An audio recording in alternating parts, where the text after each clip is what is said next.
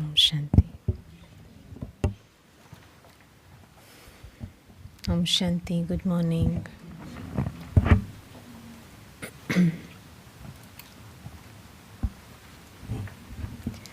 அனௌன்ஸ்மெண்ட்லாம் கேட்டிங்களா? என்னென்ன நடக்குதுன்னு வரீங்களா? ட்ரஃபங்கர் ஸ்கொயர் வரீங்க கொஞ்சம் பேர்.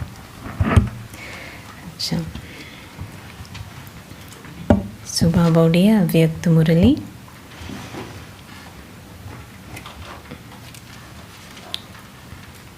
Original date 17 March 2007. இன்னைக்குடைய டேட் 12 அக்டோபர். உங்களின் மேன்மையான மனோபாவத்தால் உங்களின் அதிர்வலைகளையும் சூழலையும் சக்தி வாய்ந்தவை ஆக்குவதற்காக தீவிர முயற்சி செய்யுங்கள். உங்களின் மேன்மையான மனோபாவத்தால் உங்களின் அதிர்வலைகளையும் சூழலையும் சக்தி வாய்ந்தவை ஆக்குவதற்காக தீவிர முயற்சி செய்யுங்கள். ஆசீர்வாதங்களை கொடுத்து ஆசீர்வாதங்களை பெறுங்கள். அவள் எப்போவுமே சொல்கிறது இது ஈஸி வழி அப்படின்னு சொல்லி. ஈஸியாக இல்லையான்னு பார்க்கலாம். ஆசீர்வாதங்களை கொடுக்கறது, ஆசீர்வாதங்களை எடுக்கிறது. இன்று அன்பு கடலும் சக்தி கடலுமான பாப் தாதா தனது அன்பான நீண்ட காலம் தொலைந்து இப்போது கண்டெடுக்கப்பட்டுள்ள அதி அன்பிற்குரிய குழந்தைகளை சந்திப்பதற்காக வந்துள்ளார். குழந்தைகளான நீங்கள் எல்லோரும் அன்பின் ஈர்ப்பினூடாக வெகு தொலைவிலிருந்து ஒரு சந்திப்பை கொண்டாடுவதற்காக இங்கே வந்துள்ளீர்கள். நீங்கள் தனிப்பட்ட முறையில் பாபாவின் முன்னால் அமர்ந்திருந்தால் என்ன, அல்லது இந்த தேசத்திலோ அல்லது வெளிநாடுகளிலோ அமர்ந்திருந்தால் என்ன, நீங்கள் அன்பானதொரு சந்திப்பை கொண்டாடுகின்றீர்கள். தனது அன்பான முற்றிலும் ஒத்துழைக்கும் சகபாட்டி குழந்தைகளை காண்பதில் பாப் தாதா மகிழ்ச்சி அடைகின்றார்.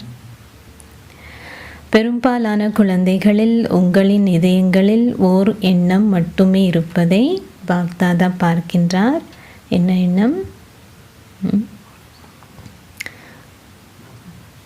நாங்கள் இப்போது மிக விரைவாக தந்தையை வெளிப்படுத்துவோம். தந்தை கூறுகின்றார், குழந்தைகளான உங்கள் எல்லோரிலும் உள்ள உற்சாகம் மிகவும் நல்லது.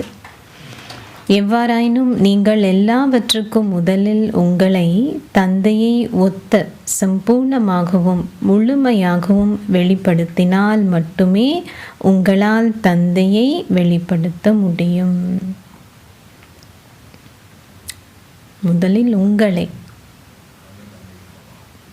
தந்தைக்கு சமமாகி உங்களை வெளிப்படுத்தும் பொழுது பாபா அதிலிருந்து வெளிப்படுத்தப்படுவார். எனவே குழந்தைகளான நீங்கள் தந்தையிடம் கேட்கின்றீர்கள், எப்போது நீங்கள் வெளிப்படுத்தப்படுவீர்கள்? தந்தையும் குழந்தைகளான உங்களிடம் கேட்கின்றார், நீங்கள் கூறுங்கள், எப்போது நீங்கள் உங்களை தந்தைக்கு சமமானவராக வெளிப்படுத்துவீர்கள்? நீங்கள் சம்பூர்ணம் அடைவதற்காக ஒரு திகதியை நிச்சயம் செய்து விட்டீர்களா? வெளிநாட்டில் இருப்பவர்கள் சாதாரணமாக ஒரு வருடத்திற்கு முன்னரே திகதி நிச்சயம் செய்யப்படும் என சொல்கின்றார்கள். ஆகவே நீங்கள் உங்களுக்குள் ஒரு மீட்டிங் வைத்து தந்தைக்கு சமமானவர் ஆகுவதற்கான ஒரு திகதியை நிச்சயம் செய்தீர்களா? இதுக்கு யூஸ்வலி எந்த ஒரு டேட்டும் ஃபிக்ஸ் பண்ணதில்லை. சேவைக்காக டேட்ஸ் கண்டிப்பாக ஃபிக்ஸ் பண்ணுறது, பட் பாபாவுக்கு சமம் ஆகிறதுக்கு இதுக்கு ஒரு மீட்டிங் வைக்கலாமா? தற்காலத்தில் ஒவ்வொரு பிரிவும் பல சந்திப்புகள் நடத்துவதை பாப் தாதா பார்க்கின்றார்.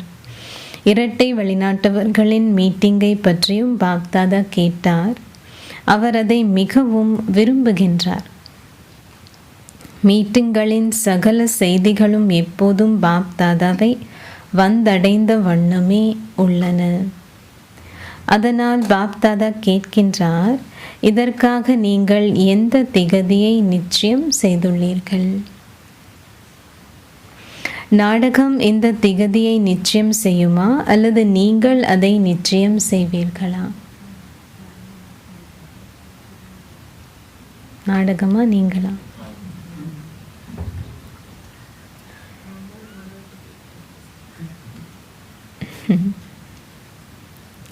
யார் இதை நிச்சயம் செய்வார்கள்? ஆமாம், நீங்கள் நிச்சயமாக ஒரு லட்சியத்தை வைத்திருக்க வேண்டும். உங்கள் எல்லோருக்கும் மிக நல்லதோர், எல்லாவற்றிலும் மிக சிறந்தோர் லட்சியம் உள்ளது. ஆனால் இப்போது நீங்கள் வைத்திருந்த லட்சியத்துக்கேற்ப அந்த மேன்மையான லட்சியத்திற்கான தகைமைகளையும் நீங்கள் உங்களுக்குள் வளர்த்து கொள்ள வேண்டும். தற்சமயம் உங்களின் லட்சியத்திற்கும் அதன் தகைமைகளுக்கும் இடையில் ஒரு வேறுபாடு காணப்படுகின்றது. லட்சியமும் அதன் தகைமைகளும் சமமானவை ஆகும்போது அந்த லட்சியம் நடைமுறைப்படுத்தப்படும். குழந்தைகள் எல்லோரும் அமிர்த வேளையில் ஒரு சந்திப்பை கொண்டாடி ஓர் எண்ணத்தை ஏற்படுத்தும் போது அதை அவர்கள் மிக நன்றாக செய்கின்றார்கள். எங்கும் உள்ள ஒவ்வொரு குழந்தையின் இதயபூர்வமான உரையாடலையும் பாப்தாதா செவிமடுக்கின்றார். நீங்கள் மிக அழகாக உரையாடுகின்றீர்கள், நீங்கள் மிக நல்ல முயற்சி செய்கின்றீர்கள். ஆனால் உங்களின் முயற்சிகளில் ஒரு விடயத்தில் நீங்கள் தீவிரத்தை கடைபிடிக்க வேண்டும். நீங்கள் முயற்சி செய்கின்றீர்கள், ஆனால் தீவிர முயற்சி இருக்க வேண்டும். தீவிர தன்மைக்கான திட சங்கற்பம் இருக்க வேண்டும். இதை சேர்க்க வேண்டி உள்ளது. முயற்சி மட்டுமில்லை, தீவிர முயற்சி. காலத்துக்கேற்ப குழந்தைகள் எல்லோருக்காகவும் பாப்தாதாவிற்கு ஒரு விருப்பம் உள்ளது. நீங்கள் வரிசை கருவமாக இருந்தாலும் பாப்தாதா அதை அறிவார். நீங்கள் வரிசை கருவமாக இருந்தாலும் சதா தீவிர முயற்சி இருக்க வேண்டும். இதற்கான பெரும் தேவை காணப்படுகின்றது. காலம் நிறைவை நோக்கி விரைவாக நகர்ந்து கொண்டிருக்கின்றது. இன்னைக்கு கேட்குறோம் இந்த முருதி. ரியலி அந்த டைம் வந்துட்டது தானே. எவ்வாறாயினும் இப்போது குழந்தைகளான நீங்கள் நிச்சயமாக தந்தைக்கு சமமானவர் ஆக வேண்டும். இதுவும் நிச்சயிக்கப்பட்டுள்ளது. நீங்கள் அதில் தீவிர தன்மையை ஏற்படுத்த வேண்டும். நீங்களும் உங்களையே சோதித்து பார்க்க வேண்டும். நான் எல்லா வேளையும் தீவிர முயற்சியாளராக இருக்கின்றேனா? இது ஏனென்றால் உங்களின் முயற்சிகளில் பல பரீட்சை தாள்கள் வருகின்றன. அவை வரும். எவ்வாறாயினும் ஒரு தீவிர முயற்சியாளர் அந்த பரீட்சைகளில் சித்தி அடைவது என்பது தீவிர முயற்சியாளர் அந்த பரீட்சையில் ஏற்கனவே சித்தியடைந்து விட்டதை போல் உறுதியானது. அவர் சித்தியடைய வேண்டும் என்பதல்ல, ஆனால் அவர் ஏற்கனவே சித்தி அடைந்து விட்டார். தீவிர முயற்சினா இதுன்னு சொல்றார் பாபா. இது நிச்சயிக்கப்பட்டுள்ளது. நீங்கள் எல்லோரும் மிகுந்த ஆர்வத்துடன் சேவை செய்கின்றீர்கள். எவ்வாறாயின் முன்னரும் பாப்தாதா உங்களுக்கு கூறியுள்ளார், அதாவது காலத்துக்கேற்ப நீங்கள் ஒரே வேளையில் 3 வகையான சேவைகளை, அதாவது உங்களின் எண்ணங்கள், வார்த்தைகள், செயல்கள் மூலம் செய்ய வேண்டும். ஒரு அனுபவத்தை கொடுப்பதற்கு உங்களின் மனதை பயன்படுத்துங்கள். உங்களின் வார்த்தைகளின் மூலம் ஞான பொக்கிஷத்தின் அறிமுகத்தை கொடுங்கள். சம்பூர்ணமான யோகி வாழ்க்கையின் நடைமுறை ரூபத்தின் அனுபவத்தை கொடுப்பதற்கு உங்களின் முகத்தையும் நடத்தையும் பயன்படுத்துங்கள். 3 விதமான அனுபவம்.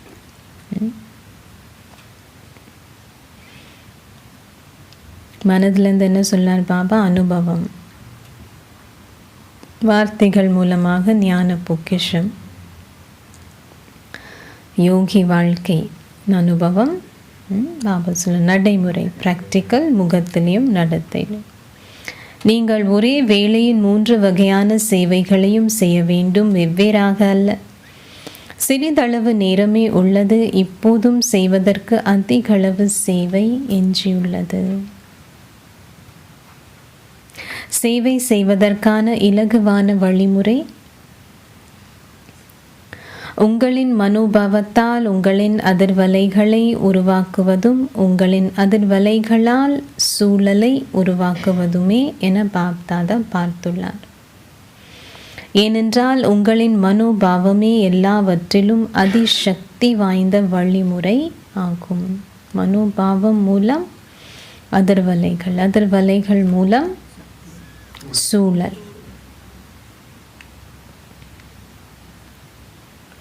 எப்படி விஞ்ஞானத்தின் ஏவுகணைகளால் மிக வேகமாக பறக்கக்கூடியதாக உள்ளதோ அதேபோல் உங்களின் நல்லாசிகளினதும் தூய உணர்வுகளினதும் ஆன்மீக மனோபாவம் உங்களின் பார்வையையும் உங்களின் உலகையும் மாற்றும். ஓரிடத்தில் இருந்த வண்ணம் உங்களால் உங்களின் மனோபாவத்தால் சேவை செய்ய முடியும். நீங்கள் கேட்டவற்றை மறக்கும் வாய்ப்பு உள்ளது. ஆனால் ஒரு சூழலில் நீங்கள் பெற்ற அனுபவத்தை உங்களால் மறக்க முடியாது. என்ன சொன்னாங்கன்னு ஞாபகம் இருக்காது, என்ன அனுபவமானது ஞாபகம் இருக்கும்.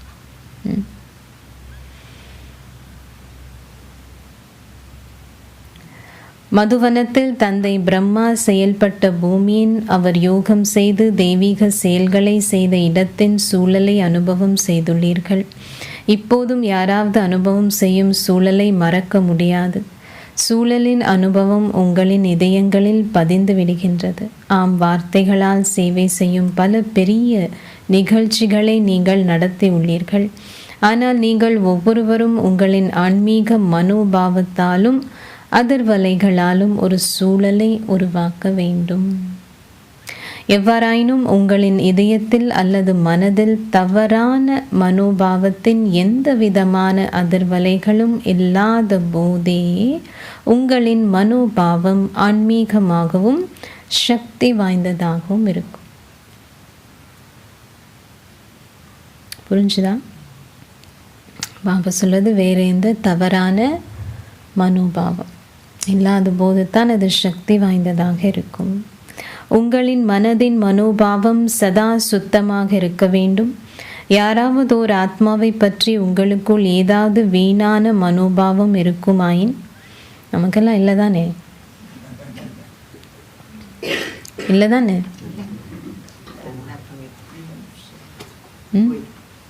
இருக்குதா இல்லையா? இப்போதைக்கு இல்லையா? யாராவது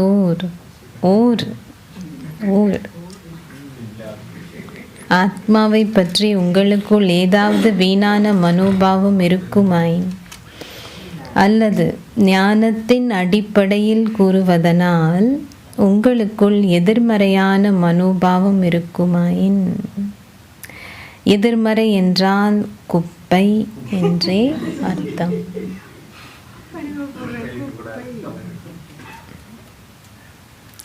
உங்களின் மனதில் குப்பை இருக்குமாயின் உங்களால் தூய மனோபாவத்துடன் சேவை செய்ய முடியாதிருக்கும். எனவே எல்லாவற்றிற்கும் முதலில் உங்களையே சோதித்து பாருங்கள். எனது மனதின் மனோபாவம் தூயதாகவும் ஆன்மீகமாகவும் உள்ளதா?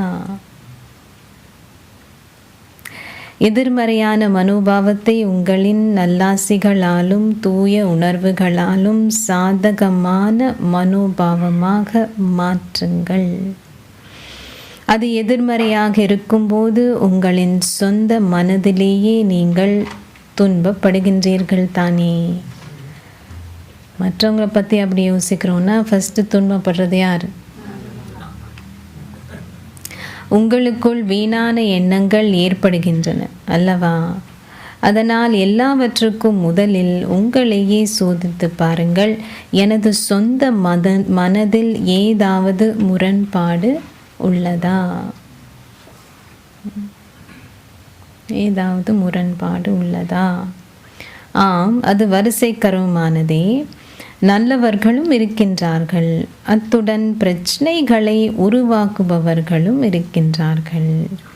எவ்வாறாயினும் இவர் இப்படிப்பட்டவர் என்று புரிந்து கொள்வது நல்லதே. தவறை தவறு என்றும் சரியை சரி என்றும் கருதுங்கள். ஆனால் அது ஏதாவது பாபா சொல்லிட்டாரு. ஆனால் அதை உங்களின் இதயத்தில் வைத்திருக்காதீர்கள். இதை புரிந்து கொள்வது வேறு விடயம். ஞானம் நிறைந்தவராக இருப்பது நல்லதே. ஆம், அது தவறாக இருக்கும்போது அது தவறு என நீங்கள் சொல்வீர்கள். சில குழந்தைகள் சொல்வார்கள், பாபாவுக்கு கேட்டிருக்காங்க, நீங்கள் இல்லை யாராவது சொல்லியிருக்கீங்களா? பாபா அவர்கள் எப்படிப்பட்டவர்கள் என்று உங்களுக்கு தெரியாது, நீங்கள் அவர்களை பார்த்திருந்தால் உங்களுக்கு தெரியும்.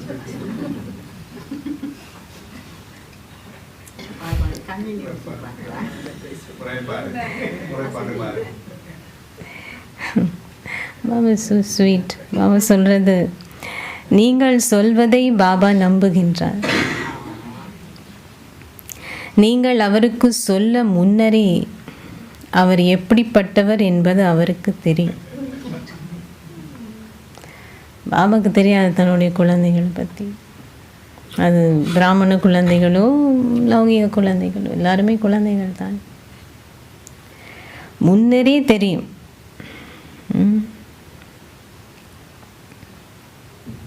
ஆனால் இத்தகைய விடயங்களை உங்களின் இதயத்திலும் உங்களின் மனோபாவத்திலும் வைத்திருப்பதன் மூலம் நீங்கள் உங்களையே குழப்பத்திற்கு உள்ளாக்குகின்றீர்கள்.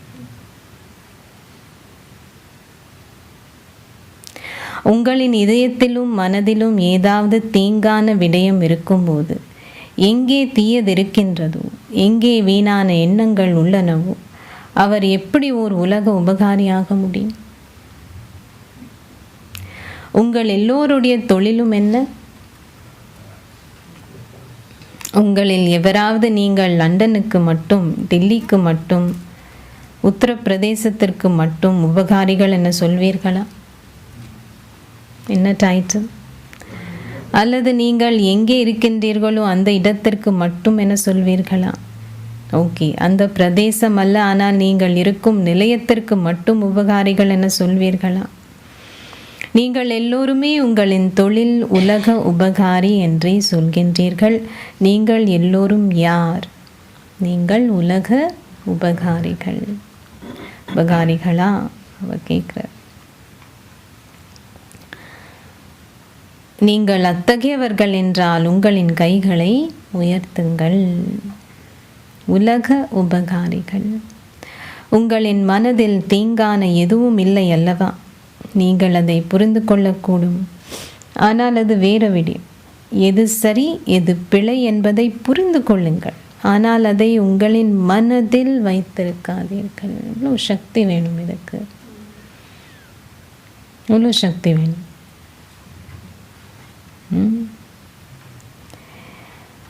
இந்த மனோபாவத்தை உங்களின் மனதில் வைத்திருப்பதன் மூலம் உங்களின் பார்வையும் மாறும், உங்களின் உலகமும் மாறும். அப்போ எப்படி நம்ம உலக உபகாரி ஆக முடியும்?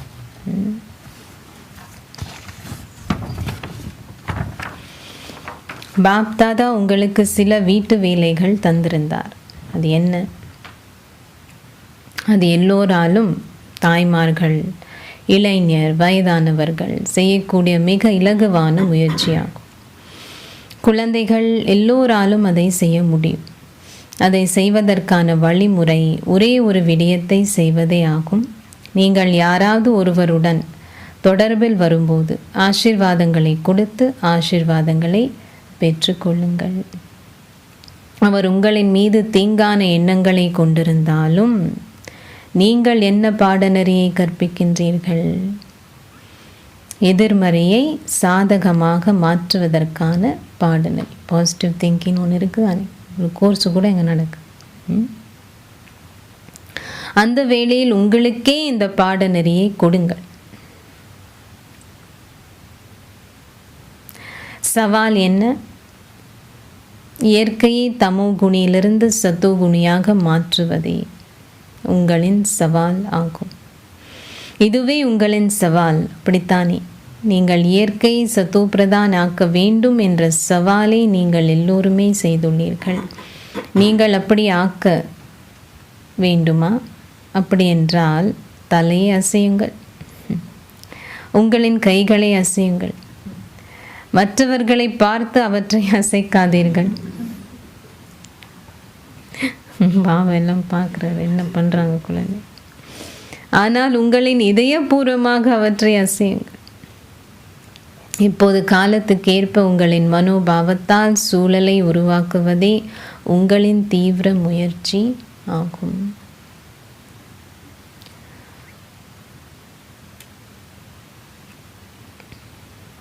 எனவே உங்களின் மனோபாவத்தில் சிறிதளவு குப்பை இருந்தாலும் எப்படி உங்களின் மனோபாவத்தால் நீங்கள் சூழலை உருவாக்கப் போகின்றீர்கள்? உங்களின் அதிர்வலைகள் இயற்கையை சென்றடையும், வார்த்தைகளால் அங்கே சென்றடைய முடியாது. வார்த்தைகளால் இயற்கைக்கு நம்ம சேவை செய்ய முடியாது. அவ சொல்றது மனோபாவத்தால்.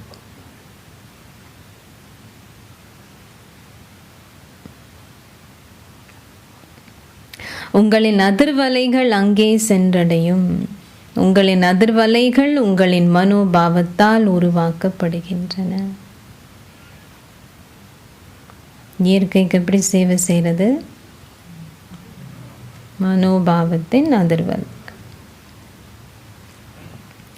உங்களின் அதிர்வலைகளால் சூழல் உருவாக்கப்படுகின்றது. மதுவனத்திலும் எல்லோரும் ஒரே மாதிரியானவர்கள் கிடையாது.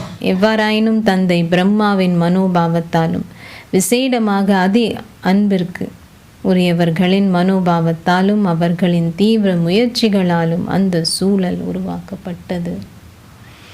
இன்று பாபா உங்களின் தாதியை நினைவு செய்கின்றார். இதே வருடம் ஆகஸ்டில் தாதிஜி உடல் விட்டது. தாதி பிரகாஷ்மணி.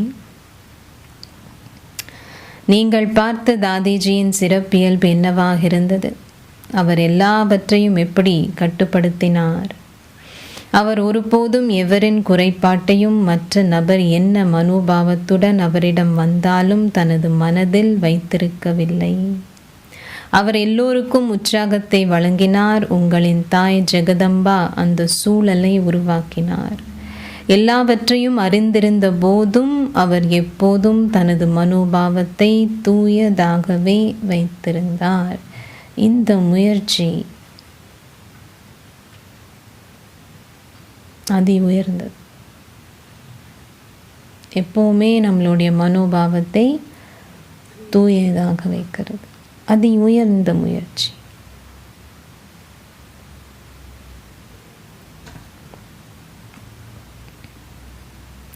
அதன் மூலம் உருவாக்கப்பட்ட சூழலை நீங்கள் எல்லோரும் அனுபவம் செய்கின்றீர்கள். மதுபனுடைய சூழல் ஏன் அப்படி இருக்கு? அவங்களால் ஆரம்பத்தில் அவங்க அவ்வளோ தபஸ்யா செஞ்சு அவங்களுடைய மனோபாவத்துடைய அதிர்வலைகளால் உருவாக்கிய சூழல் அது.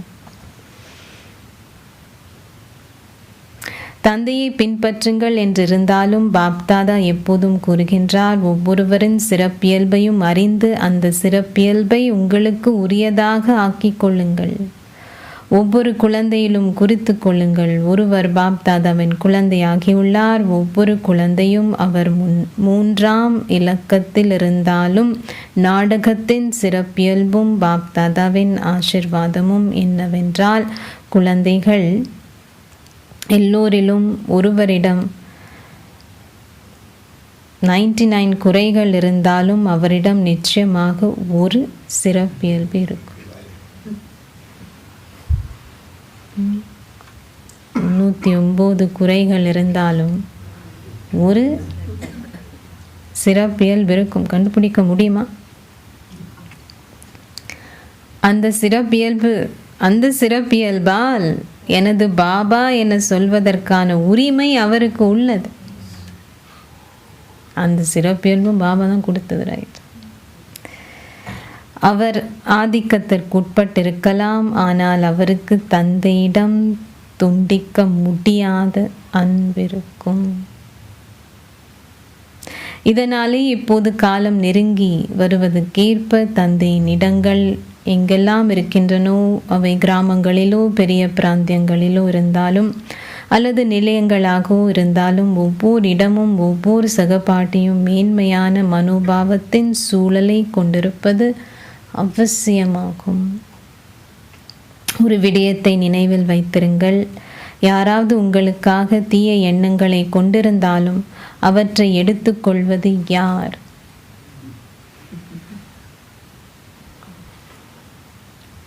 அவற்றை கொடுப்பவரும் அவற்றை எடுத்துக்கொள்பவரும் ஒரே நபரா அல்லது 2 நபர்களா? ஒரே நபரா 2 நபர்? யாராவது தீங்கான எதையும் உங்களுக்கு கொடுத்தால் நீங்கள் என்ன செய்வீர்கள்? அதை உங்களுடனேயே வைத்துக் கொள்வீர்களா அல்லது அதை திருப்பி கொடுப்பீர்களா? அதை எரிந்து விடுவீர்களா அல்லது உங்களின் அலுமாரியில் பத்திரமாக வைத்திருப்பீர்களா? அல்லது உங்களின் இதயத்தில் மறைத்து வைத்திருப்பீர்களா? இன்னைக்கு பாபா எல்லாம் கேள்விகள் கேட்கிறார். உங்களின் இதயமே பாப் தாதாவின் சிம்மாசனமாகும். ஆகவே இப்போது உங்களின் மனதில் ஒரு விடயத்தை உறுதியாக நினைவு செய்யுங்கள். வார்த்தைகளில் மட்டுமல்ல, ஆனால் உங்களின் மனதில் நினையுங்கள்.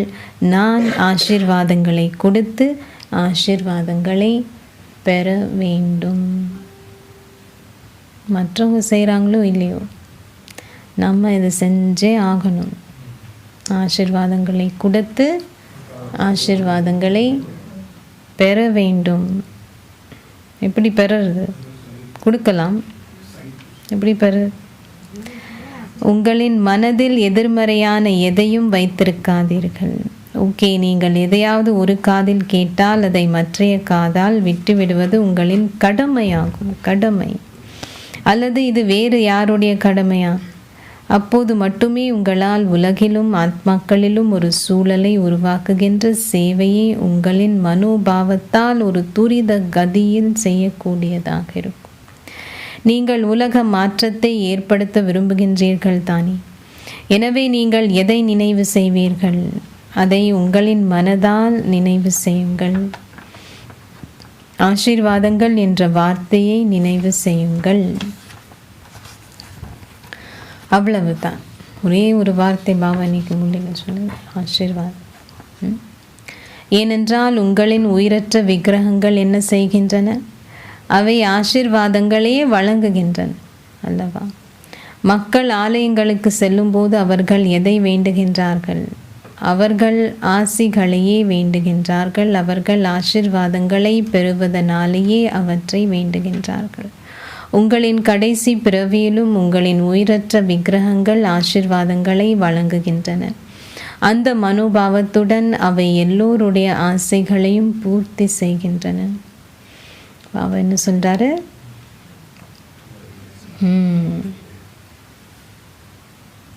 நீங்கள் மீண்டும் மீண்டும் இந்த முறையில் ஆசீர்வாதங்களை வழங்குபவர்கள் ஆகியதாலேயே உங்களின் உயிரற்ற விக்கிரகங்கள் இன்றும் ஆசீர்வாதங்களை வழங்குகின்றன. ஓகே, ஒரு ஆத்மா எதனுடைய ஆதிக்கத்திற்கும் உட்பட்டிருக்கும் போது மன்னிப்பு கடலின் குழந்தையான நீங்கள் சிறிதளவு அவரை மன்னித்தால் அது நல்லது. அப்படித்தானே? பாபா எவ்வளோ அன்போடு சொல்றாரு. சிறிதளவு மன்னிச்சிருங்கன்னு சொல்றாரு. நீங்கள் யாரு? மன்னிப்பு கடலின் குழந்தைகள். கஷ்டமா ஈஸியா? இங்கே ஈஸி. அங்கே இருக்கும் பொழுது கஷ்டமா ஈஸியா?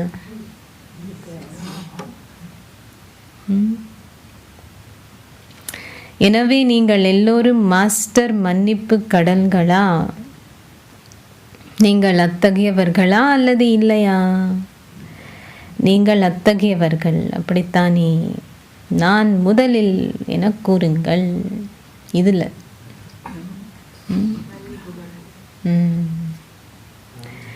இதில் ஓ அர்ஜுனா ஆகுங்கள். உங்களுக்கு முன்னால் வருகின்ற எவரும் சிறிதளவு அன்பையும் ஒத்துழைப்பையும் எடுத்து கொள்வதுடன் மன்னிப்பு, தைரியம், ஒத்துழைப்பு, ஊக்கம் மற்றும் உற்சாகத்தையும் அனுபவம் செய்யக்கூடியதான சூழலை உருவாக்குங்கள். அவங்க கொஞ்சம் தான் செய்யட்டுமே அப்படின்றது இல்லை. பாபா இங்கே சொல்லுது நீங்கள் செய்யணும். அதில் அர்ஜுனா, அவங்க செய்கிறாங்களோ இல்லையோ நம்ம செய்யணும்.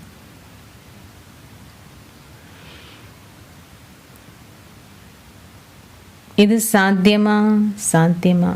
முதல் வரிசையில் அமர்ந்திருப்பவர்களே இது சாத்தியமா? முதல் வரிசையில் இன்னைக்கு யார் உட்கார்ந்துருக்கீங்க?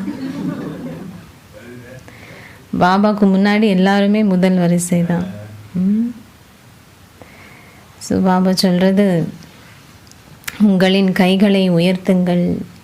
முதலில் நீங்கள் அதை செய்ய வேண்டும். நீங்கள் அதை செய்யவே வேண்டும். முதல் வரிசையில் இருக்கும் ஆசிரியர்களே, நீங்கள் எல்லோரும் இதை செய்வீர்களா? பாபா பல்வேறு இடங்களிலிருந்து குழந்தைகளின் இமெயில்களையும் கடிதங்களையும் பெற்றுள்ளார். கடிதங்கள் எழுதாவிட்டாலும் எண்ணத்தை மட்டும் கொண்டிருந்தவர்களும் இருக்கின்றார். எண்ணத்தை மட்டும் கொண்டிருப்பவர்களின் அன்பும் நினைவுகளும் கூட பாப்தாதாவை வந்தடைந்தன. அவர்கள் மிக இனிமையான கடிதங்களை எழுதுகின்றார்கள். தாங்கள் ஊக்கத்திலும் உற்சாகத்திலும் பறந்து கொண்டிருப்பதாக அவர்கள் கடிதங்களை எழுதுகின்றார்கள். எப்படியாயினும் அது நல்லதே. கடிதங்களை எழுதுவதன் மூலம் அவர்கள் அதை செய்ய வேண்டும் என்று கட்டுப்படுகின்றார்கள். ஏனென்றால் அவர்கள் அந்த சத்தியத்தை செய்கின்றார்கள். எனவே எங்கே இருந்து நீங்கள் எல்லோரும் பார்க்கின்றீர்களோ அல்லது கேட்டுக்கொண்டிருக்கின்றீர்களோ, உங்கள் எல்லோருக்கும் பாப்தாதா தனிப்பட்ட முறையில் அவருக்கு முன்னால் அமர்ந்திருப்பவர்களுக்கு வழங்குவதற்கு முன்னர் அன்பையும் நினைவுகளையும் வழங்குகின்றார். வெவ்வேறு நாடுகளில் வெவ்வேறு நேரங்கள் உள்ளன என்பதை பாப்தாதா அறிவார். ஆனால் அப்படியிருந்தும் எல்லோரும் நினைவில் அமர்ந்திருந்து அதிகளவு உற்சாகத்துடன் கேட்டுக்கொண்டிருக்கின்றார்கள். சில இடங்களில் மிட் நைட்டாக இருக்கும். ஆஸ்திரேலியா. உங்கள் எல்லோருக்கும் தீவிர முயற்சி செய்து முதலாம் இலக்கத்தவர் ஆகுவதற்கான எண்ணம் உள்ளதா? உங்களின் கைகளை உயர்த்துங்கள். இப்போது ஆசிரியர்கள் தமது கைகளை உயர்த்துகின்றார்கள். முதல் வரிசை எப்படியும் இப்படித்தான் உள்ளது. இது நல்லது. நாள் முழுவதும் அவ்வப்போது உங்களுக்கு 5 நிமிடங்கள் கிடைக்கும்போது உங்களின் மனதின் அபியாசத்தை செய்யுங்கள் என்ற வழிகாட்டலை பாப்தாதா வழங்கியுள்ளார். ஏனென்றால் தற்காலத்தில் உலகமும் அபியாசத்தில் ஆர்வத்துடன் இருக்கின்றார்கள். யோகா, எக்ஸசைஸ் எல்லா இடத்திலும் நடக்குது தானே. எனவே 5 நிமிடங்களுக்கு உங்களின் மனதின் அபியாசத்தை செய்யுங்கள். அதை பரந்தாமத்திலிருந்து சூக்ஷ்ம வதனத்திற்கு கொண்டு வாருங்கள். உங்களின் தெய்வதை ரூபத்தை நினைவு செய்யுங்கள். பின்னர் உங்களின் பூஜைக்கு தகுதி வாய்ந்த ரூபத்தை நினைவு செய்யுங்கள். பின்னர் உங்களின் பிராமண ரூபத்தை, அதன் பின்னர் உங்களின் தேவ ரூபத்தையும் நினைவு செய்யுங்கள். அவை எத்தனை? 5. எனவே 5 நிமிடங்களில் 5 ரூபங்களுடன் அபியாசம் செய்யுங்கள். நீங்கள் இதை நாள் முழுவதும் நடக்கும் போதும் அசையும் போதும் செய்ய முடியும். இதற்காக உங்களுக்கு ஏதாவது மைதானமோ அல்லது களமோ வேண்டியதில்லை. நீங்கள் ஓட வேண்டியதில்லை. உங்களுக்கு ஒரு குதிரை தேவையில்லை. அந்த எக்ஸசைஸுக்கெல்லாம் இது தேவைதான்.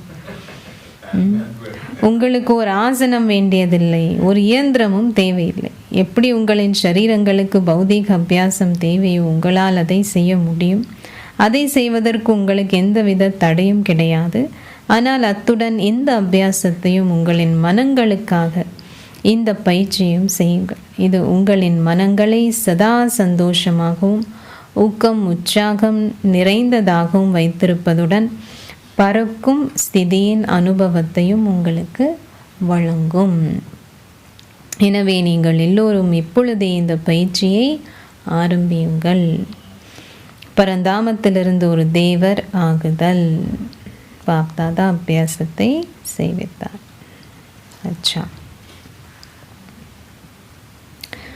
உங்களின் மனோபாவத்தின் மூலம் ஆன்மீகமான சக்தி வாய்ந்த சூழலை உருவாக்கும். எங்கும் உள்ள தீவிர முயற்சியாளர் குழந்தைகள் எல்லோருக்கும் தமது இடம் மற்றும் ஸ்திதியால் சக்தி வாய்ந்த அதிர்வலைகளின் அனுபவத்தை எப்போதும் வழங்குபவர்களுக்கும் திடசங்கற்பமான எண்ணங்களை கொண்டுள்ள மேன்மையான ஆத்மாக்களுக்கும் எப்போதும் ஆசிர்வாதங்களை கொடுத்து ஆசிர்வாதங்களை பெறுகின்ற கருணை நிறைந்த ஆத்மாக்களுக்கும் தங்களை பறக்கின்ற ஸ்திதியில் சதா அனுபவம் செய்கின்ற லேசான மற்றும் ஒளியான ஆத்மாக்களுக்கும் பாப்தாதாவின் அன்பும் நினைவும் நமஸ்தே. ஆசீர்வாதம். நீங்கள் உங்களின் பரந்த எல்லையற்ற புத்தியால் ஒன்று கூடலின் சக்தியை அதிகரித்து வெற்றி ஸ்வரூபம் ஆகுவீர்களாக. நீங்கள் உங்களின் பரந்த எல்லையற்ற புத்தியால் ஒன்று கூடலின் சக்தியை அதிகரித்து வெற்றி ஸ்வரூபம் ஆகுவீர்களாக. ஒரு முக்கியமான விஷயம் இன்னைக்கு பாபா சொல்கிறார். இதை நல்லா புரிஞ்சுக்கணும், நடைமுறைப்படுத்துறதுக்கு. ஃபார் ஆல் டைம் சில விஷயங்கள் பிராமண வாழ்க்கையில் முழுமையாக எப்போவுமே ஞாபகம் வச்சுக்க வேண்டியது. ஒன்று கூடலின் சக்தியை அதிகரிப்பதே இந்த பிராமண வாழ்க்கையின் உங்களின் முதலாவது மேன்மையான பணி ஆகும். ஒன்று கூடலின் சக்தியை அதிகரிப்பதே இந்த பிராமண வாழ்க்கையின் உங்களின் முதலாவது மேன்மையான பணியாகும். இதற்கு பெரும்பாலானோர் எதையாவது சரி பார்க்கும்போது அப்போது நீங்கள் பெரும்பாலானோருடன் இருப்பதே ஒன்று கூடலின் சக்தியை அதிகரிப்பதாகும்.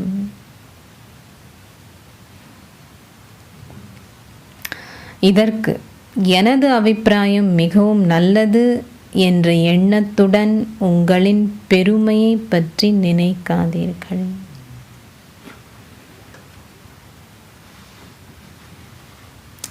அது எவ்வளவு தான் நல்லதாக இருந்தாலும் அது ஒன்று கூடலின் ஒற்றுமையை உடைக்குமாக இருந்தால் அந்த நல்லதும் சாதாரணமானது ஆகிவிடும். புரிஞ்சுதா? உங்களுடைய ஐடியா எவ்வளோதான் சிறந்ததிலும் சிறந்ததாக இருந்தாலும் மெஜாரிட்டி அதில் கொள்ளலன்னு சொன்னால் அது சாதாரணம். அதனால்தான் பாபா போன முரளி இந்த ஒரு ரீசன் முரளி சொன்ன, எப்போ மாஸ்டராக இருக்கணும், எப்போ குழந்தையாக. அது இப்போதையாக இருந்து கொடுங்க, அதுக்கப்புறம் என்ன மெஜாரிட்டி இருக்கும் குழந்தையாகிடணும் அந்த டைம். ஓகே, அப்போ ஒன்று கூடலுடைய சக்தி இருக்கும். இல்லைன்னா அந்த ஒன்று கூடலை நம்ம என்ன செய்கிறோம், சம்டைம்ஸ் நமக்கு அதிகாரம் இருக்கும்னு சொல்லி நம்ம அந்த மாதிரி செய்யலாம். மிஸ்யூஸ் பண்ணுறது அப்படி இருக்கக்கூடாது. பார்க்கணும் அந்த டைம் அதிகாரம் இருந்து நம்ம அப்படி செஞ்சோம் அப்படின்னு சொன்னால் அந்த டைம் ஒன்று கூடலின் சக்தி கூடுதா குறை. இதெல்லாம் பெரிய விஷயம், சூக்ஷமான விஷயங்கள். பாபா நமக்கு சொல்லும்போது நல்ல 2 காது 2 கண் 3 கண் நான் கேட்டு திறந்து கேட்கணும்.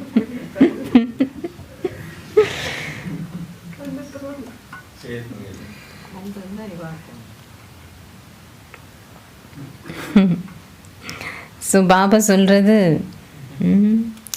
அந்த வேளையில் நீங்கள் உங்களின் அபிப்பிராயத்தை துறக்க வேண்டியிருந்தாலும் அந்த துறவரத்தில் பாக்கியம் உள்ளது. இவ்வாறு செய்வதன் மூலமே நீங்கள் வெற்றி சுரூபமாகி மற்றவர்களுடன் நெருக்கமான உறவு முறைகளை பேணுவீர்கள்.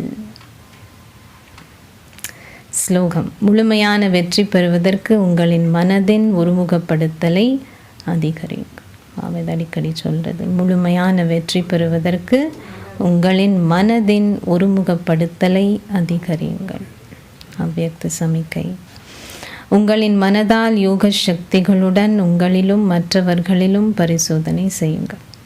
இப்போதுள்ள நேரத்துக்கேற்ப ஒரே வேளையில் உங்களின் மனதாலும் வார்த்தைகளாலும் சேவை செய்யுங்கள். எவ்வாறாயினும் உங்களின் வார்த்தைகளால் சேவை செய்வது இலகுவானது, ஆனால் உங்களின் மனதினால் சேவை செய்வது கவனம் செலுத்தும் ஒரு விடயமாகும். அதனால் உங்களின் மனதில் எல்லோருக்காகவும் சதா நல்லாசிகளும் தூய எண்ணங்களுக்குமான எண்ணங்களை கொண்டிருங்கள். உங்களின் வார்த்தைகளின் இனிமையின் புதுமையும் திருப்தியும் இலகுத்தன்மையும் இருக்க வேண்டும். வார்த்தைகளிலும் பாபா சொல்றது இனிமை, புதுமை, திருப்தி. நீங்கள் செய்யும் சேவையில் உங்களால் இலகுவாக தொடர்ந்து வெற்றி பெறுவீர்கள். ஓம் சாந்தி, ஓம் சாந்தி. ஸோ இன்னைக்கு முரளி என்னது? இது வார்த்தைகளால் சொல்லதில்ல, லிட்ரலி மனம் மூலமாக, அதிர்வலைகள் மூலமாக, மனோபாவம் மூலமாக சூழலை உருவாக்கும் சேவை. உலக உபகாரின்னு பாபா சொல்லியிருக்காரு. அதனால் உள்ளுக்குள்ளார எந்த விதமான எதிர்மறையான குப்பைன்னு சொல்லிட்டார் பாபா, அது இல்லையா? ஸோ அது இருக்கக்கூடாது. யார் என்ன கொடுத்தாலும் நமக்கு நம்ம இன்னும் கொடுக்கணும், ஆசீர்வாதங்கள் தான் கொடுக்கணும், ஆசீர்வாதங்கள் தான் எடுக்கணும். அந்த பக்கத்தில் எந்த வந்தாலும் நம்ம அதை எடுக்கக்கூடாது, இல்லையா? ஸோ இன்னைக்கு முரளி இதுதான். மாஸ்டர் மன்னிப்பு கடல் பாபா சொன்னார். சிறிது கொஞ்சம் மன்னிச்சிடுங்கன்னு பாபா சொன்னார். பாபாவுக்கு ஏற்கனவே தெரியும் யார் எப்படி இருக்காங்கன்னு சொல்லி, நீங்கள் பாபாவுக்கு சொல்ல தேவையில்லைன்னு சொன்னார் பாபா. நீங்கள் சொல்கிறதுக்கு முன்னாடியே பாபாவுக்கு தெரியும். அப்பாவை வெளிப்படுத்தணும்னு சொன்னால் நம்ம பாப் சமானாகி நம்மளை வெளிப்படுத்தும்போது அது மூலமாக பாபா வெளிப்படுத்தும். டேட் ஃபிக்ஸ் பண்ணணும் சொன்ன